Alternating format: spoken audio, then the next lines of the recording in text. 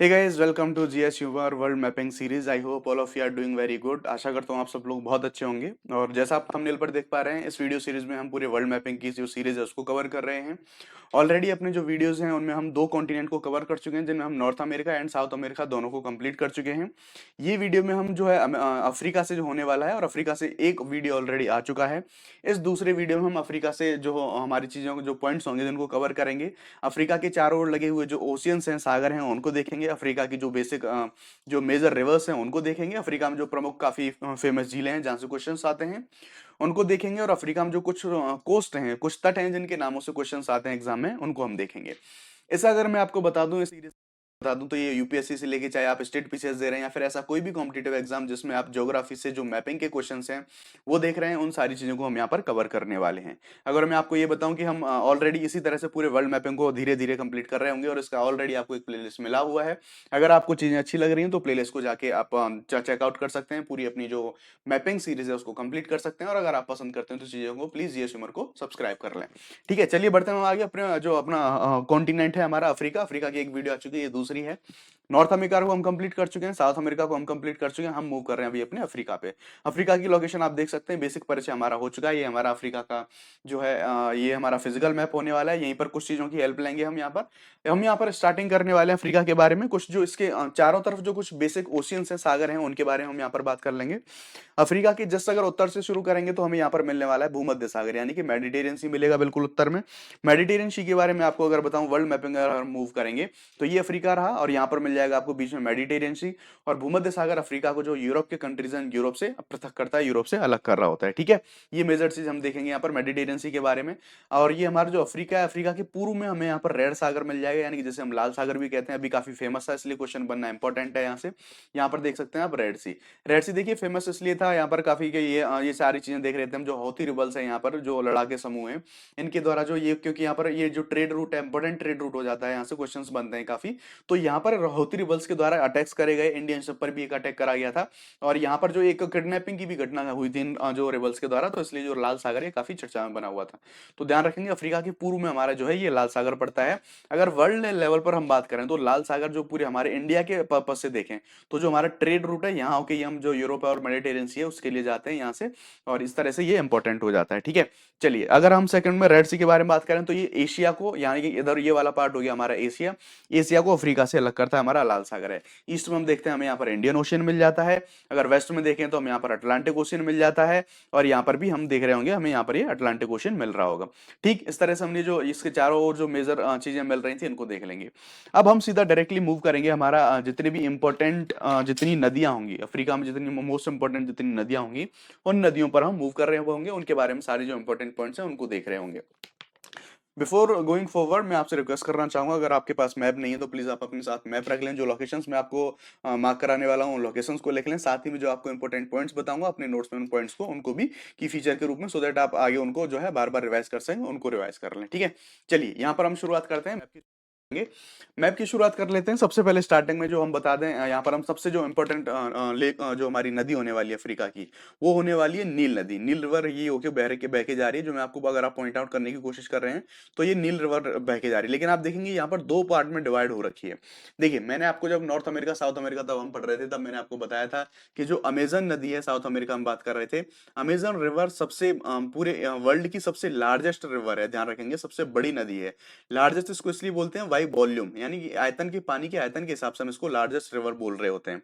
लेकिन जब हम लॉन्गेस्ट की बात कर रहे होते हैं, यानी कि लंबाई के हिसाब से, जब हम उसकी सबसे लंबी नदी की बात कर रहे होते हैं, तो वहां पर नील नदी की बात आती है। और नील नदी के बारे में ही हम यहाँ पर पढ़ रहे हैं। तो नील नदी के बारे में ये सबसे इंपॉर्टेंट फैक्ट है। वेरियस एग्जाम में बार बार पूछा जाता है कि पूरे विश्व की सबसे लंबी नदी कौन सी है, नील नदी। और सबसे बड़ी नदी कौन सी है, वॉल्यूम के हिसाब से वो अमेजन नदी हो जाती है। देखो, नील नदी है, ये अपने आप में एक प्रॉपर आगे आगे नील नदी होती है, लेकिन इसका जो उद्गम है वो दोनों अलग अलग जगह से होता है। ये उद्गम कहाँ से होता है, इन सारी चीजों को हम देख रहे होंगे। देखो, जो नील नदी है ना, दो नदियों से मिलकर बनी होती है। एक तो हमारी जो ब्लू नील है उस वो है पहली नदी, और दूसरी नदी हो जाती है हमारी जो व्हाइट नील है। ठीक है, व्हाइट नील और ब्लू नील मिलके ही नील नदी को बनाते हैं। अब हम इन दोनों को देख लेंगे कौन कौन सी कहाँ से होकर निकल रही है। तो सबसे पहले हम व्हाइट नील के बारे में बात करेंगे। तो हमारा व्हाइट नील आप यहाँ देख रहे होंगे, यहाँ लेक विक्टोरिया है, इसके बारे में हम अभी पढ़ेंगे। जो हमारी, जब हम सारी लेक्स को पढ़ रहे होंगे तब पढ़ रहे होंगे हम लेक विक्टोरिया के बारे में। यानी कि विक्टोरिया झील से हमारी जो व्हाइट नील है, ये इसका उद्गम होता है विक्टोरिया झील झील से, और इस तरह से यहाँ पर ये आगे बढ़ती हुई आगे बढ़ती है। और अगर हम यहाँ पर ब्लू नील यानी कि नीली नील नदी की बात करेंगे, तो ये नील नदी हमारी जो इथोपिया की हाईलैंड है, यानी कि ये इथोपिया कंट्री और इसका जो उच्च भूमि है, यहाँ से इसका ओरिजिन होता है, और इस तरह से दोनों यहाँ पर बराबर में समानांतर रूप से आगे बढ़ रही होती हैं।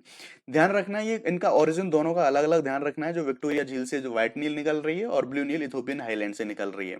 अब जो इंपॉर्टेंट सबसे इंपॉर्टेंट पॉइंट आता है वो ये है कि ये दोनों कौन सी जगह पर मिलके प्रॉपर एक नील नदी बना रही हैं। तो इस जो ये पॉइंट है, इस पॉइंट का नाम है खार्तुम, ठीक है। ये पॉइंट का जो नाम है काफी फेमस है, एग्जाम में बार बार आता रहता है, आप पॉइंट नोट डाउन कर लें। खार्तूम नाम के स्थान पर ब्लू नील और व्हाइट नील दोनों मिल जाती हैं और आगे एक नील नदी के रूप में ये उद्गम होके ये बहती हैं, और जाके बाद में ये मेडिटेरियन यानी कि भूमध्य सागर में अपना मुहाना बनाती हैं और यहाँ पर गिर जाती हैं, ठीक है। ये इंपॉर्टेंट है, हम यहाँ पर ध्यान रखेंगे। अब नील नदी से संबंध में एक इंपॉर्टेंट पॉइंट ये है कि यहाँ पर मिल जाता है हमें जो इजिप्ट नाम का कंट्री है, इजिप्ट जो देश है हमें यहाँ पर मिल जाता है। और इजिप्ट के बारे में ये चीज बोली जाती है, इजिप्ट यानी कि हिंदी में इसको मिस्र बोलते हैं।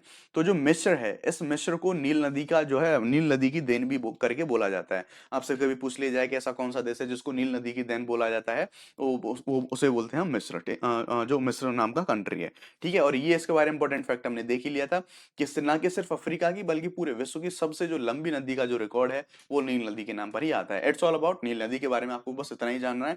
क्या क्या जानना है, इनका इसका जो इन दोनों का ओरिजिन जानना है, कहाँ मिलती है, कहाँ गिरती है, सबसे लंबी है और सबसे बड़ी कौन सी है, जो अमेजन मैंने आपके बारे में इसको बता दिया था, कंप्लीट हो चुका है आपका नील नदी, सबसे जो इंपॉर्टेंट था। जो दूसरी रिवर है हमारी जो अफ्रीका की, उस पर हम मूव कर रहे हैं, और दूसरी रिवर का नाम है हमारा कोंगो, ठीक है। दो नाम मिलेंगे आपको, उसको कई जगह आपको कोंगो नाम भी मिलेगा या फिर जायरे रिवर भी इसको बोला जाता है, कोंगो या जायरे नदी, ठीक है। अगर कोंगो और जायरे नदी के बारे में हम बात करेंगे तो ये इंपॉर्टेंट नदी है, और हम इसको देख रहे होंगे, ये कोंगो रिवर ये रहा यहाँ पर, ठीक है। कोंगो नदी से या जायरे नदी सबसे ज्यादा इंपॉर्टेंट, इसके बारे में पहले ये देख लेंगे कि जो लंबाई के बारे में बात करेंगे तो सबसे लंबी तो पूरे विश्व की हमारी, ना कि अफ्रीका की नहीं बल्कि पूरे विश्व की नील नदी थी।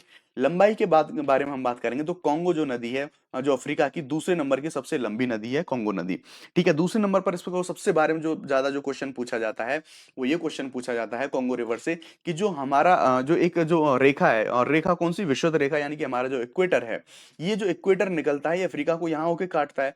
तो इसके बारे में क्वेश्चन ये पूछा जाता है कि यानी कि ऐसी कौन सी नदी है जो इक्वेटर को या फिर विषुवत रेखा या फिर जो भूमध्य रेखा है, उस भूमध्य रेखा को दो बार देखेंगे, एक बार तो यहाँ पर काट रहा है, एक बार यहाँ पर काट रहा है इक्वेटर। तो ध्यान रखेंगे कोंगो या जायरो ऐसा ही जो हमारे इक्वेटर को दो बार काट रहा होता है, उस जो रिवर है उस रिवर का नाम है हमारा ये रिवर का नाम मिलेगा आपको कोंगो रिवर, या फिर इसको जायरे नदी भी बोलते हैं, कोंगो नदी, जायरे नदी, इस तरह से ध्यान रखेंगे आप इसको बारे में, ठीक है।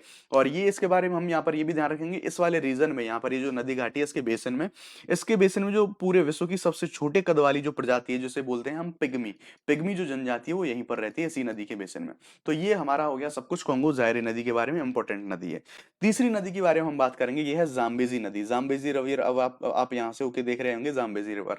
इसके अगर हम यहाँ पर अगर बात करें तो जो जाम्बेजी रिवर है इसके बारे में बात करेंगे तो ये जाम्बिया और जिम्बाब्वे की जो है प्राकृतिक सीमा बनाती है, तो जहाँ से ये फ्लो हो रही है तो यहाँ पर हम देख लेंगे। अगर आप जो पॉलिटिकल मैप है उसमें देखने की कोशिश करेंगे तो यहाँ पर हो गया जाम्बिया और ये जिम्बाब्वे, और ये रहा यहाँ का इनका बॉर्डर।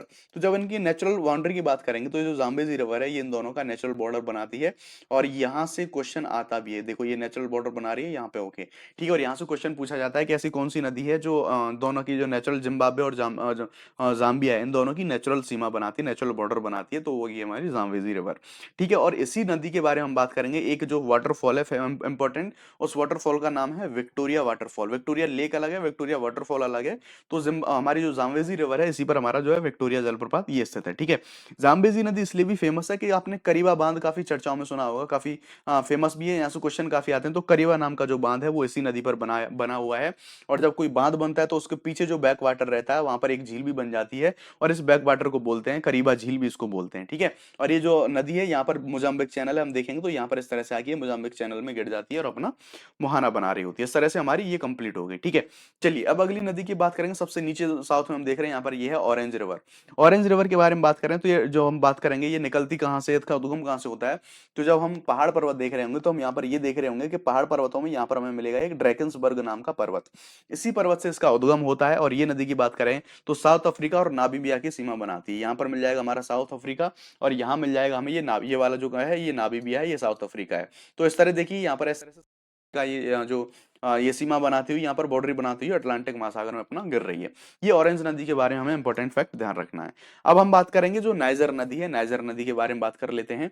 तो नाइजर रिवर के बारे में बात करेंगे तो देखिए यहाँ पर ये रहा हमारा नाइजर रिवर, आपको ये मिल जाएगा इस साइड में, ठीक है। चलिए नाइजर रिवर के बारे में जानते हैं। तो गिनी हाईलैंड से इसका जो है उद्गम होता है, इस पॉइंट को आप नोट डाउन कर लेंगे। सबसे इंपॉर्टेंट नाइजर नदी के बारे में चीज ये है कि देखिए यहाँ से निकल रही है ये, और इस तरह से निकल के यहाँ ये अपना मुहाना बना रही है, पानी को गिरा रही है। नाइजर नदी जो है वो पाम ऑयल को ले जाने के लिए एक जो वाटर वे है वो प्रोवाइड कराती है, इसलिए जो नाइजर नदी है इसको पाम पाम ऑयल रिवर भी बोलते हैं। ये इंपॉर्टेंट है, इसको ध्यान रखेंगे। पाम ऑयल रिवर, कौन सी रिवर को बोलते हैं अफ्रीका में? तो जो पाम पाम ऑयल रिवर है वो है हमारी नाइजर रिवर। ये डायरेक्टली क्वेश्चन पूछ लिया जाता है बार बार, ठीक है। ये इतनी सारी हमने रिवर को कर लिया, एक और जो रिवर है इंपॉर्टेंट उसके बारे में हम बात करेंगे। तो वो एक और रिवर हो जाती है हमारी लिम्पोपो। जिस तरह से कॉन्गो ज़ायरे रिवर जो हमारे लिए इंपॉर्टेंट थी, इसी तरह से हमारी लिम्पोपो नदी भी यहाँ पर आप देख सकते हैं नीचे साउथ में, ये रहा लिम्पोपो रिवर। लिम्पोपो रिवर भी इंपॉर्टेंट हो जाता है। लिम्पोपो रिवर के बारे में आपको सबसे ज्यादा बताऊं तो सबसे इंपॉर्टेंट, जैसे हम यहाँ पर तो देख रहे थे जो कॉन्गो ज़ायरे नदी है, ये तो 0 डिग्री को 2 बार काट रही होती है। लेकिन यहाँ पर हमने पहले वीडियो में अफ्रीका के हम बताया था कि अफ्रीका एकमात्र ऐसा जो है कॉन्टिनेंट है जहां से तीनों जो रेखाएं हैं वो पास करती हैं, यानी कि 0 डिग्री भी, कर्क रेखा भी, और यहाँ पर मकर रेखा भी। तो 0 डिग्री यहाँ होके जा रहा था और यहाँ कर्क रेखा यहाँ होके जा रही थी, और मकर रेखा है हमारी कुछ इस तरह से यहाँ पर होके थोड़ा सा और ऊपर होके यहाँ ऐसे करके ऐसे पास कर रही है। तो यहाँ जिस तरह से 0 डिग्री जो है कॉन्गो रिवर 0 डिग्री को 2 बार काट रही थी, उसी तरह लिम्पोपो जो नदी है वो मकर रेखा को 2 बार काट रही थी, 2 बार क्रॉस कर रही थी, एक बार यहाँ एक बार यहाँ, इस तरह से।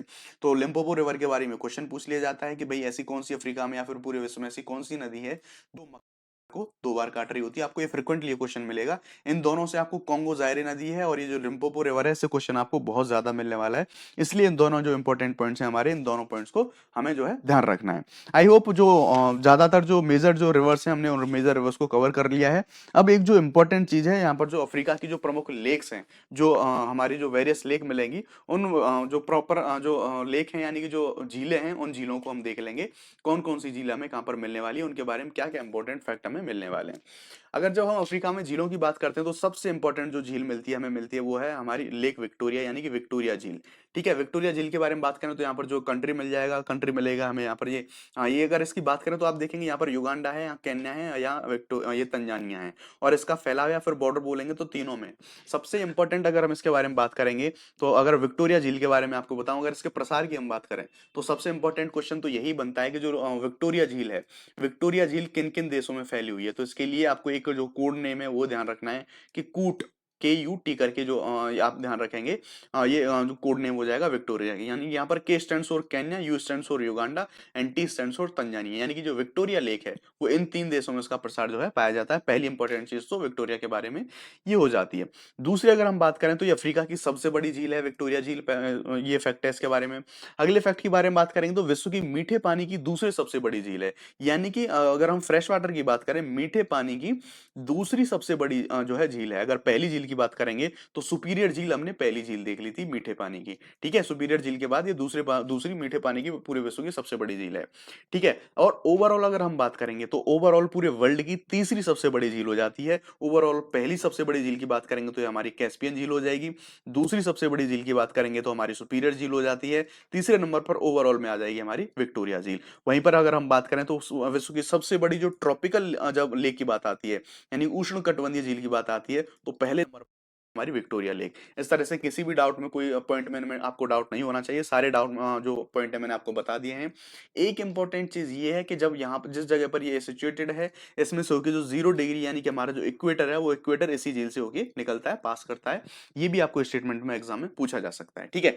चलिए अब हम अगला जो लेक है हमारी, उस दूसरी झील के बारे में बात करेंगे।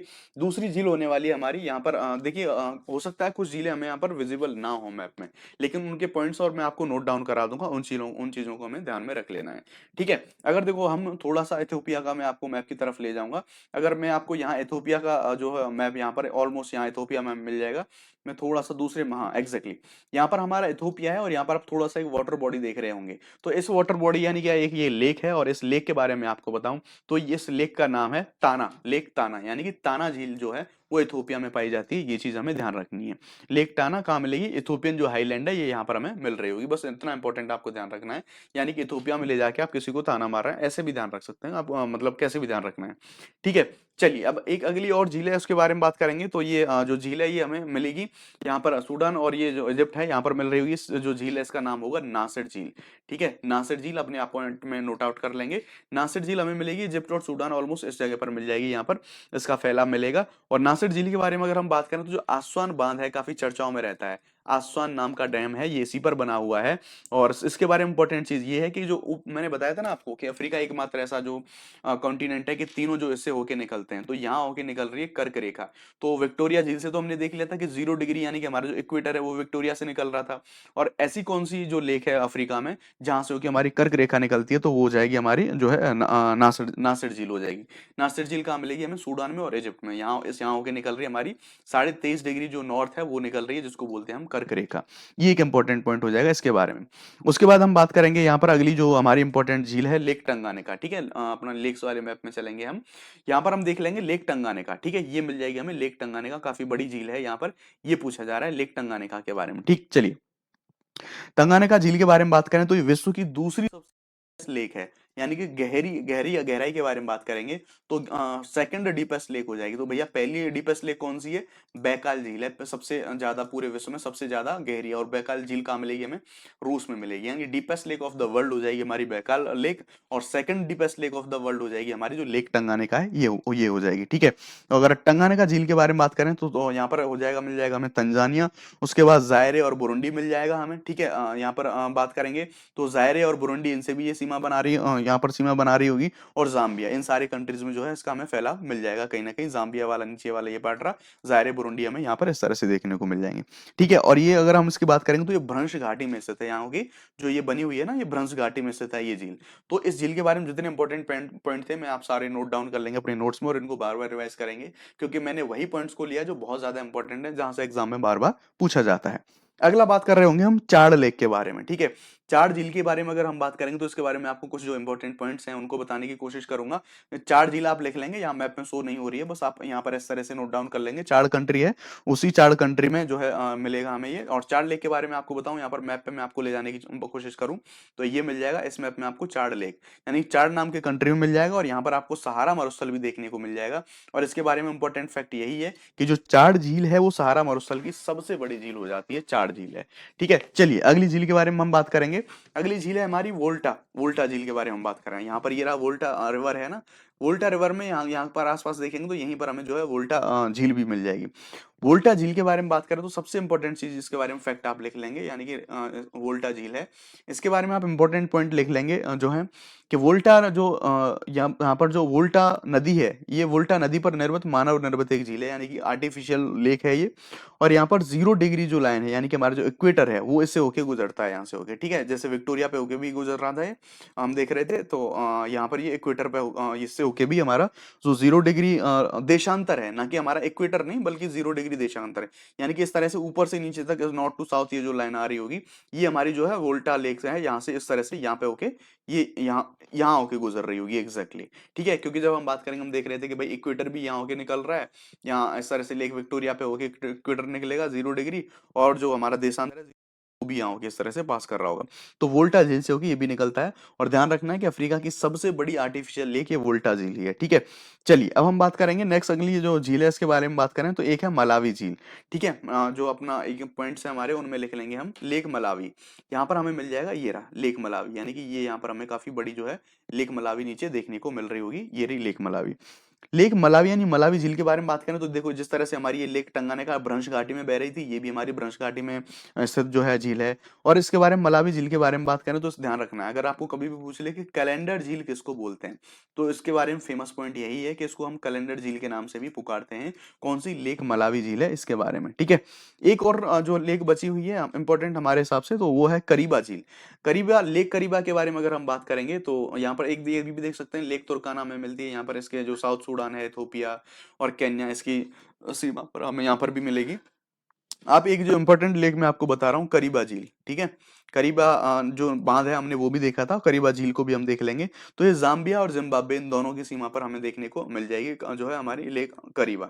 करीबा झील जाम्बिया और जिम्बाब्वे इन दोनों की सीमा पर हमें देखने को मिलती है। लेक करीबा आप ये यहाँ पर ये एग्जैक्टली ये देख रहे होंगे, है ना, यानी कि लेक करीबा है ये। और ये जिम्बाब्वे और जाम्बिया इन दोनों की सीमा पर हमें देखने को मिल जाती है। आप ये अपना पॉइंट डाउन यहाँ पर नोट डाउन कर लेंगे। तो हमने जितनी भी ओवरऑल जितनी लेक्स थी सबके बारे में इंपॉर्टेंट पॉइंट और सबको लॉकेट करा लिया है। आप सबको एक एक से लिख लेंगे और बार बार अपना रिवाइज करने की कोशिश करेंगे। अब सबसे इंपॉर्टेंट एक चीज आती है कि आप एग्जाम में कुछ चीजें पूछी जाती हैं, कुछ कोस्ट हैं, उन कोस्ट यानी कि कुछ तट हैं, उनको किसी और दूसरे नाम से जाना जाता है। तो उन कोस्ट को आप पॉइंट आउट करते रहेंगे और साथ ही साथ मैप में भी देखेंगे और अपने नोट्स में भी लिखते रहेंगे जहां भी आप इनके नोट्स बना रहे हैं। पहला जो कोस्ट है उसका नाम है ग्रेन कोस्ट। लिख लेंगे आप कि ग्रेन कोस्ट अफ्रीका में कहाँ कहाँ पाया जाता है, यानी कि अनाज नाम का जो तट है वो कहाँ, या फिर इसको ग्रेन कोस्ट के नाम से ही जानते हैं।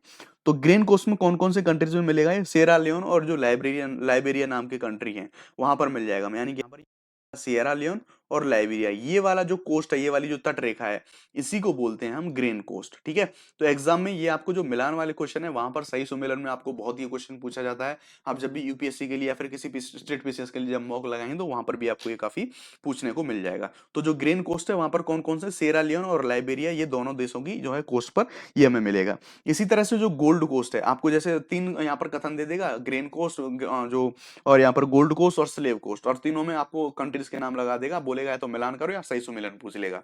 तो ग्रेन कोस्ट को तो हमने देख लिया, सिएरा लियोन और लाइबेरिया का जो तट है उसको बोलते हैं हम ग्रेन कोस्ट।